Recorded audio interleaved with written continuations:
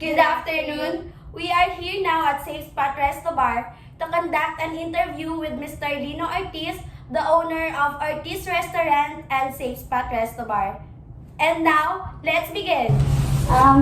Pwede mo bang i-share sa amin yung panahon na kailangan mong panindigan ng iyong ethical principles kahit na mahirap gawin ito para sa'yo?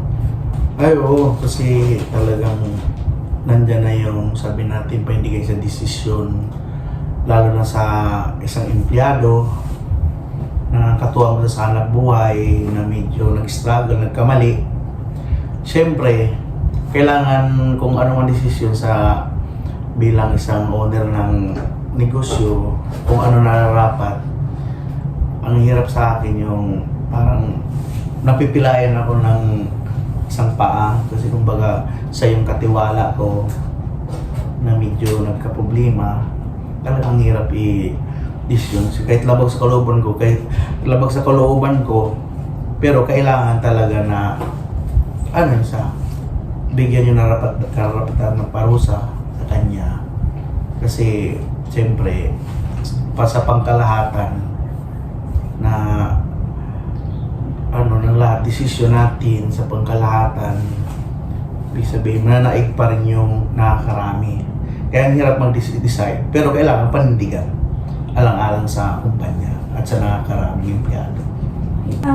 Have you ever encountered a situation kung saan yung mga personal values mo ay nag-conflict sa mga kasama mo sa work? Or like ngayon na may sarili kang negosyo sa mga employees mo, paano mo ito na-handle? Ayun, sa pakikisama, tsaka respeto sa empleyado, at saka empleyado, respeto, kasi kung wala yung respeto natin sa empleyado, mawalan sa respeto at saka hindi nakakaganda sa negosyo, sa hanap buhay yung wala ng respeto sa empleyado dahil sila rin katuwang mo eh. Kahit sabihin natin, empleyado ako, dumadaan din ako sa empleyado, pero kailangan sa pagka-employee, bago naging owner, siyempre, pag may yung mga values natin, respeto talaga ang kailangan para maayos yung takbo ng pamumuhay at sa negosyo. Thank you po. So, paano mo prioritize yung personal values kapag gumagawa ka ng decision sa everyday life mo?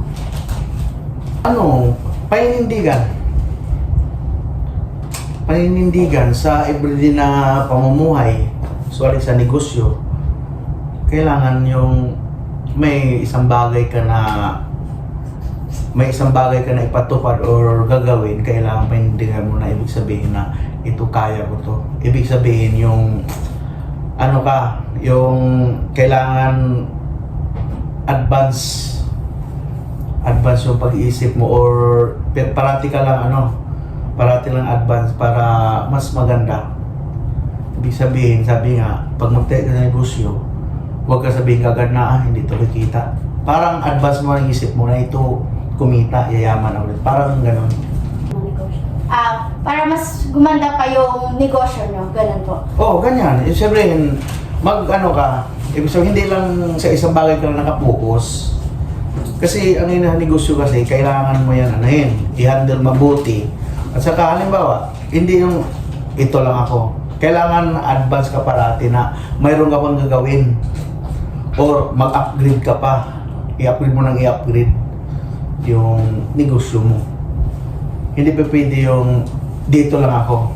Kumbaga, ito lang kinikita ko, kailangan i-upgrade mo, i-advance mo sana kahit pa kunti-kunti, at least marami. Isipin mo, kailangan lalawak ako, mag-branch ako, mag-ganon. Hindi yung sa isang branch ka lang nakapokus.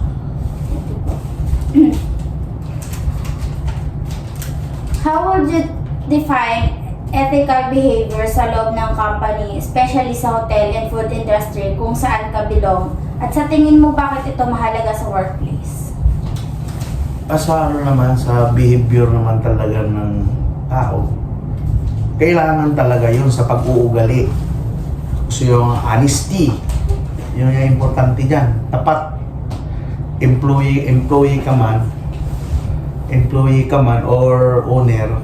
In your own opinion po, paano makaka-apekto ang ethical values ng company sa overall success at reputation nito?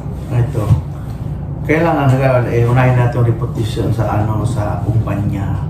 Kailangan kasi yung values na yan, nandyan yan. Dahil, pag yung values na yan, lalo sa empleyado, sa may owner, na hindi maganda, apektado yun, reputasyon ng kumpanya. Halimbawa, malulugi siya dahil hindi manamanage na maayos. Na kasi yung may-ari to employee, hindi sila masyadong nag-contact ng kumbaga, hindi sila team.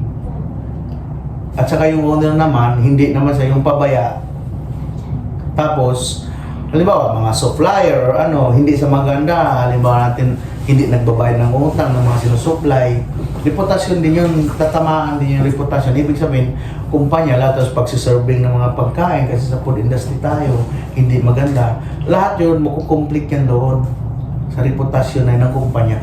Ibig sabihin, doon ang dahilan na pwede kang bumagsak dahil hindi na maganda reputasyon ng kumpanya, pwede ka talagang bumagsak. Kailangan mo talagang yung empleyado doon, yung maganda samahan. Katulad po ng kapag may bad reviews dun sa nyo, sa supplier nyo, like, hindi maganda yung yung quality ng product nyo, hindi, syempre po, madadamay kayo doon. Madadamay.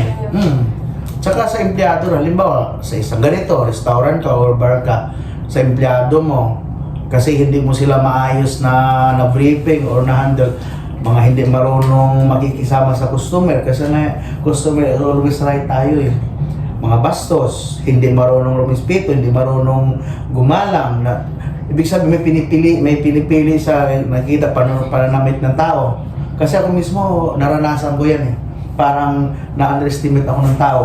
Dahil hindi naman ako mahilig kasi manamit na maayos. Kasi yun yung problema sa mga empleyado na may, kumbaga, titingnan sa pananamit. Ibig sabihin, wala respeto sa bilang tao ang kaharap. Yun ang tatamaan doon, yung reputasyon ng kumpanya na sabi, ay, dyan, masarap dyan. Okay dyan, kaso lang ang babastos ng mga empleyado dyan. Yun yung, doon, yung dahilan na pwede kang bumagsak. Sample, ikaw, may kaibigan ka. Oh, saan kayo nag-inom? Or kumain doon sa Ortiz or sa nagbabar kami. Sasabihin ng kaibigan mo, hindi naman maganda dyan, babastos ng mga empleyado dyan. Sila dyan, hindi pantay pa ang tingin sa kapwa. Kasi kahit magmamataas, kahit sidecar boy, or niya sa buhay, pag pumasok sa negosyo mo, boss mo yan. Kailangan respeto. Kaya para ang reputasyon ng kumpanya, tataas yun. Sabihin nila, yan, kahit ganyan yan, hindi masarap yan, maayos, pero ang babait ng mga empleyado, ang gagaling mag-market ng mga empleyado dyan. Yun ang kailangan. Next po is, paano mo hinahandle ang isang senaryo kung saan yung isa sa mga employee mo ay gumagawa o kumikilos ng pag-uugali niya is against or labag sa ethical guidelines ng company? Ayun, tama. Kasi sa sa isang, siyempre may tayo, alituntunin. Yung ibig sabihin, mayroon tayo yung guideline yan, yung pinagbabawal. Ngayon, yung isang empleyado gumawa ng bagay na hindi naman dapat. Pero hindi pa pwede sabihin na, sa number 1, linabag niya yun. Pero ang parusahan naman doon, kumbaga slight lang naman yung kasalanan niya. Hindi mo pwede na tatanggalin mo kaagad. Kailangan may process. May process yun, kausapin mo siya. Tapos, ipabasa mo sa kanya yung nakasa doon. Kasi bago sa pumasok sa kumpanya mo, nababasa niya yun nakikita niya na yun. Kailangan yun, ipabasa kanya, ipaunawa mo sa kanya na ito yung kamalian mo. Bigyan natin siya ng first offense. Kasi depende yan sa kasalanan Kasi mayroon kasi kasalanan na hindi na kailangan bigyan ng first offense yun Halimbawa, pag nanakaw, wala nang first offense doon Pero halimbawa, mga late, pero yan yung mga payroll padding, yung mga payroll na binago-bago. Kasi mayroon yan karamihan Halimbawa ako, pasok ko 6. Ngayon, dumating ako 6:30, 7. Siyempre, ang gagawin ko, papalusot ako, ilagay matik yun. Pero padding na yun. Ano yun? Talagang may ano na yun, may kaukulang parusa na yun. Next naman po is, ano sa tingin mo ang role o papel ng leadership sa pagtatakda ng ethical tone sa loob ng inyong kumpanya? Ang leadership kasi, kailangan yun. Yung leadership. Kasi yung kumpanya kasi, kailangan mo i-manage or i-lead. Nandun yung, kahit ikaw may-ari, kahit yung leadership mayroon pa rin. Dahil, yung empleyado mo, hindi naman niya alam talaga yan, yung kumpanya mo, kung paano mo na. Kailangan nandyan ka, ano ka parati. Naka-monitoring ka parati dyan. Kaya i-guide mo pa rin sila, kahit alam nila, pero kailangan pa rin guide. At saka, sa team nyo ng yung mga empleyado mo, yung contact parati sa araw-araw, kamustahan, kailangan yun. Ibig sabihin yung leadership doon. Tapos, kung mayroon na mamaligaw ng landas, kailangan yung leadership mo, huwag mong pabayaan yun. Ipakita mo ang leadership mo na ipaunawa mo sa kanya. Para kasi wala namang empleyado na basta unawain mo siya or ipaunawa mo sa kanya. Walang empleyado na hindi maging mabait sa'yo or maging masipag sa'yo, basta ipaunawa mo lang. Tsaka halimbawa, yung leadership mo nandyan. Ibig sabihin, araw-araw ka, nag-monitor ka sa empleyado mo, kausapin mo sila. Kasi hindi mo alam na mabagsak ka na pala. Kasi ang leadership mo, napabayaan mo na yun eh. Kailangan ang leadership na may-ari. In your opinion, paano nakakatulong ang effective na communication para i-maintain ang ethical standards sa samahan nyo sa loob ng isang company? Kailangan yun. Kailangan talaga yun yung tawag doon, yung contact nyo sa empleyado. Kasi ito nga na parang karugtong lang din sa tinanong ni Madam kanina. Leadership. Yung leadership. Parang nandun pa rin yun eh. Yung quota sa empleyado. Ibig sabihin, yung tama, monitoring pa rin. Kailangan yung empleyado mo, contact nyo, may halimbawa, may hinaing yung empleyado sa'yo. Kasi kanya-kanya sila hinaing naman, hindi naman sila parehas. Kayo, hindi kayo parehas ng hinaing. Maghinaing, hindi mo pwede baliwalain yun. Kasi ibang perspective nila. Iba-iba eh. Kasi pag binaliwala mo sa, yung pala, maganda yung magiging opinion sa'yo. Binaliwala mo, doon ka magugulat na, maganda pala. Kasi, siyempre, ranas ko na rin yan. Ranas ko rin yung mga ganyan. Na, yung pala, yung opinion niya sa'yo, nakakabuti ng kumpanya. Binaliwala mo yun, ibig sabihin, na, hindi mo na namalayan, bumagsak na yung kumpanya. At saka, may problema yung mga yung mga financial, yung mga empleyado mo, na parang baliwalain mo lang sila, kaya sila naman maghihiganti sa'yo. Baliwalain din nila yung kumpanya mo. Yun yung dahilan na bumabagsak ang isang kumpanya. Tsaka maganda talaga sa company kapag open yung communication nyo. Like, ako, for example, may opinion ako, kailangan kong parang i-open sa inyo as ikaw yung amo namin, kailangan kong i-open sa inyo yun kasi syempre, nakakabuti din naman yun para sa company. Hindi, yun nga, gaya ng sabi nyo po na hindi pwedeng baliwalain na lang kasi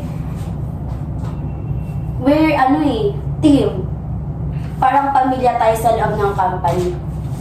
Tama yun. Kasi pag hindi pwede baliwalain, hindi talaga pwede baliwalain yung yung mga opinion ng empleyado. Kasi ibig sabihin, kailangan natin aralin yung isang opinion. Kasi yun nga nasasabi ko.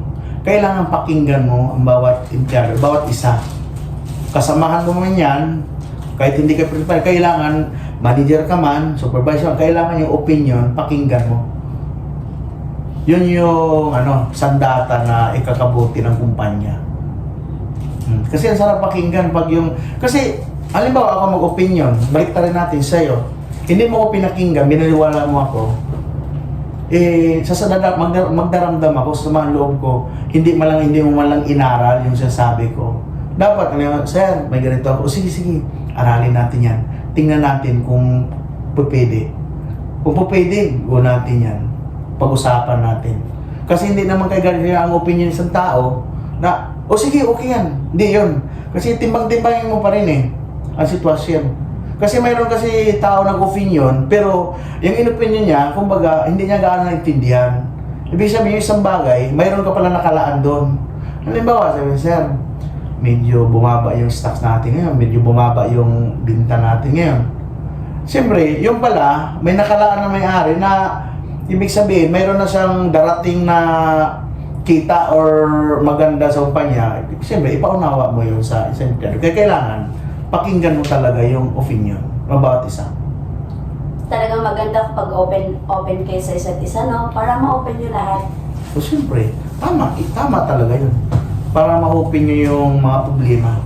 Kasi, Saka, para magkaintindihan din kayo. Kasi hindi lang naman dalawa kayo ng trabaho. Lahat kayo. Lahat naman kayo. Para magkaroon ng team or kaliwanagan sa pag-iisip na maganda yung amo ko dahil pinakinggan tayo. Kasi hindi lang naman opinion ng isang tao para sa kumain. Kasi mayroon naman pansarili. Mayroon naman pansarili. Halimbawa ko, kailangan ko ng pag-tuition ng anak ko or kailangan ko ng ngayon, baliwalain mo siya, parang simple, ang damdam. Isang beses, twice, hindi na isang tao. Kaya kailangan bawat tao, pakinggan mo. Kahit wala man lang sa isip mo, wala man lang kakwinta-kwinta sabihin, pero bigyan mo sa importansya pa rin. Pakinggan mo pa rin. Ibig sabihin, bawat empleyado mo, hindi mo binaliwala. So guys, the relationship of employers to employee is really important. Ayun yung huwag niyong kakalimutan kapag pumasok kayo sa hotel and food industry. So, proceed tayo sa next question. Anong mga pagpapahalaga sa tingin mo ang pinakamahalaga sa trabaho sa pagiging mabuting pakikitungo at bakit mahalaga ang mga ito? Kaya, ito number 1, bilang owner, may-ari, papahalagahan ko siyempre empleyado ko. Kasi, hindi ko naman ito magawa mag-isa kung hindi dahil sa empleyado ko. Yun ang pagpahalaga ko sa empleyado. Kumbaga, anong hinaing nila, anong kailangan papahalagahan yun. Ibig sabihin, mahalin mo yung empleyado mo. Kasi, kumbaga, yun yung susi mo. Kasi hindi mo na magagawa ang negosyo mo kung wala ka empleyado. Kung hindi mo sila papahalagahan, hindi mo mabubuo yung kumpanya mo. Lahat sila sa mababa man, mataas, kailangan sila lahat siyang papahalagahan. Kahit anong posisyon pa yan, kailangan irespeto, pahalagahan. Lahat yan. Yun yung mas maganda doon. Dahil, kung yun sasabihin ko, yun nga, ulitin ko, importanteng sa may-ari, yung empleyado, pahalaga. Kasi kung wala kang magpapahalaga sa mga empleyado, wala na siya papahalaga sa negosyo mo. Ibig sabihin yan, paano ka pa rin? Ibig sabihin, diyan ka mababagsak. At saka, kahit ako, istrikto ako, istrikto ko sa tao mo, pero, nandiyan na pahalaga sa kanila. Hinaing sila o pabayaan. May sabi, hindi namin iwanan, empleyado talagang kailangan natin talaga pang pamilya. Siyempre, papahalagan mo sila, respetuhin mo sila. Halimbawa, sir, kailangan ko ng ganyan. Siyempre, natilan. Pero may yun, siyempre may bracket naman yun. Hindi naman lahat hinihiling nila, ibibigay mo rin. Kasi papahalagaan kita. Kasi marami rin empleyado, aabusuhin ka rin. Pero, kahit masungit ka man o sa empleyado, kailangan mahalaga pa rin sa sayo. Number 1 yun. Ang empleyado, mahalaga pa rin sa'yo. Sabi nga, pwede kaming mabait sa kanila. Pero, hindi yun kailangan din na maging ka sa kanila. Dahil, alam mo, sa isang empleyado, isang tao lang pinahalagahan mo. Paano naman yung nakakarami? Dapat fair. Fair talaga. Hindi pa pwede How about patience? Gaano po ka-importante yung patience sa trabaho? Pasensya. Mahabang pasensya. Kumbaga, ikaw may-ari, kailangan habaan mo. Kung mga isang mito, dadagdagan mo pa. Kasi kung ikaw rin mismo, may-ari, maiksi yung maiksi yung pasensya mo, hindi kayo magtatagal ng empleyado mo. Kailangan mahabang pasensya. Yun yung kailangan natin sa negosyo. Hindi pa pwede yung maiksang pasensya mo. Next, last question at last. Does your hotel company treat workers fairly? Pantay-pantay po ba yung pakikitungo nyo sa mga tauhan nyo? Ganon? Wala po bang parang may favoritism? Ganyan? Wala po bang isang tauhan na parang lamang yung pakikitungo mo? Yung iba, ganyan? Ay, hindi. Pantay. Kasi makukumplik kasi lahat yan eh. Pag hindi pantay yung pakikitungo mo sa mga empleyado mo. Kung isa lang, yun na sabi ko, kung isa lang yung pakikitunguhan mo, kukumplik yun sa lahat. Dahil dyan na mag-umpisa yung silusan. Halimbawa, ikaw or siya, dikit sa akin. Yung katabi nun, mag-iisip yun. Ngayon, kaaway mo na rin sila lahat. Ang isip nila, alam mo, nagkakamali siya. Ikaw ituturo nun. Kasi ikaw yung madikit sa akin na ikaw nasusumbong. Pero kung pantay-pantay din sa kanila, sila mismo sa problema nila, sila sa kasalanan nila, sila rin mismo magsusunod dahil wala sila masisihin. Kasi pantay naman ang tingin mo sa isang empleyado. Yan. So guys, natapos na rin po yung interview natin kay Sir Lino. And talagang marami kami natutunan sa kanya. Siyempre, kami, future na papasok sa ganong klaseng industry, like hotel and restaurant, talagang isa sa puso namin yung mga natutunan namin during this day. Kasi we all know naman na lahat ng mga naisagot ni Sir is ma-apply namin for our future work. Di ba guys? Yes. Do you agree? Do you agree? Yes! Hoy! So sir, it's our pleasure po na pinayagan niyo po kami na ma-interview po kayo and ma-share yung mga experiences niyo. So, payag po ba kayo? May last question pa, sir. Pwede naman. Kasi kahit magsimba kayo na maya. Pero bigyan pa rin ko kayo ng oras. Dahil siyempre kahit makatribute man ako ng konti sa pag-aaral nyo, kunting kasi hindi ko nasabi na perfect ako ng pagkatao. Yung perfect ako na isang businessman, siyempre gusto ko i-tribute pa rin sa inyo yung karanasan ko bilang dating empleyado at ngayon nagiging owner. Kailangan kahit ko pa rin sa inyo, i-share ko pa rin sa inyo. Kaya okay lang. Sige. So, here's the last question. Can you share your secret to us kung bakit sobrang successful ng company nyo, ng negosyo nyo? Kasi kita naman po talaga na dinudumog yung restaurant nyo, like, ang daming tao. Kahit hindi naman ganun siya kalakihan, pero makikita mo talaga na successful siya. Yung reviews niya, kita mo kahit saan lugar nakakarating, kahit malayo, ganyan. Then, about din dito sa resto bar nyo, may bago na po kayo negosyo. Can you share your secret to us?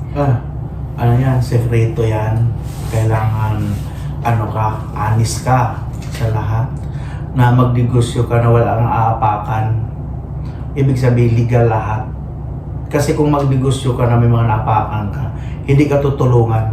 Kasi yung mga customer ko na yan, tinutulungan nila ako eh. Kasi maganda pa ikitungo ng empleyado ko, okay yung mga luto, mga kusinero ko, dahil teamwork na kami. Kasi kung karanasan ko or experience ko sa pagluluto or na-share ko sa kanila. Tapos sa empleyado naman, pasalamat ako, nakakuha ko ng empleyado na mababait, masisipag, natutulungan din ako. Kaya, yun yung technique doon, pakikisama sa empleyado. Kung baga yung sinasabi ko sa inyo, nagbuo ngayon. Yung sinasabi sa inyo kanina na team yung tatlo na yan, nagbuo ngayon. Kung baga na-adapt ko yun sa negosyo ko. Kaya kahit papaano, nagbo-boom siya. Kasi usually, siyempre may mga brands ako, kaso lang, medyo pero okay naman. Okay naman yung pangyayari. Kaya yung sekreto dyan, pakikisama sa customer. Yun yung sekreto ron. Sa pa-anis. Wala kang apakan. Para yung reputasyon ng kumpanya mo, nandyan. Hindi yung reputasyon mo na bumagsak yung kumpanya dahil daming utang, daming inapakan, bastos, wala respeto, mga mata pobre, yung empleyado, walang respeto, walang galang sa mga customer. Kahit mababa man, nasa sidecar man yan, naglakad man yan, kailangan ibigay pa rin nila yung respeto, sir and ma'am pa rin. Respect pa yan. Yung mga sabi interview na tinanong sa akin, na-adapt ko lahat yun. Talaga namang napakaganda ng diskarte ni Sir, ano? Oo naman. So, dito na po nagtatapos ang aming interview. Sir, salamat po sa pagtakilig sa amin dito. Thank you so much, Sir Lino. Salamat din sa inyo na na-share ko yung experience ko bilang isang negosyante. Pasalamat din sa inyo na in-interview niyo ako, pinagkatiwalaan niyo akong tanungin din. Kasi eskwelahan niyo at kailangan niyo yan na ako napili niyo na tanungin. Kasi hindi ko naman talaga expect talaga na tanungin niyo ako ng ganito.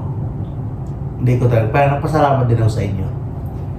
Mas nagpapasalamat po kami, Sir, kasi marami po kami natutunan na rin sa inyo. Thank you po.